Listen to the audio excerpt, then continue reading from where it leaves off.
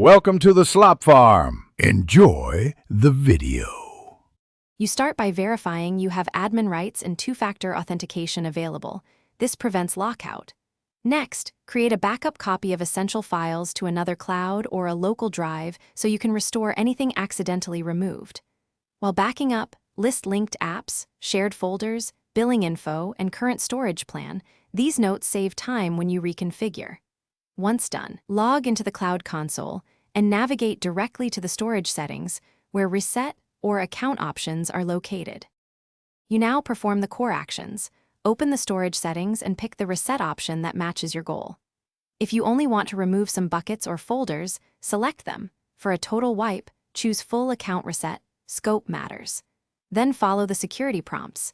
Verify your identity, enter the admin PIN or 2FA code, and explicitly acknowledge irreversible deletion where required.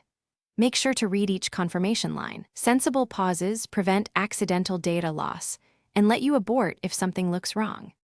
You finish by re-enabling services and reconnecting third-party apps, then restore your backed up files selectively so permissions stay correct. After data is back, verify folder sharing, user roles, and any billing or storage plan changes to avoid access gaps. If something fails, check the system logs for errors and retry the specific restore steps. Contact support if you hit API or permission blocks.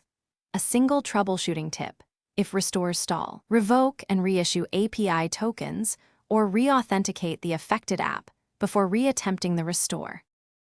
Thanks for watching. Consider subscribing if we helped you today.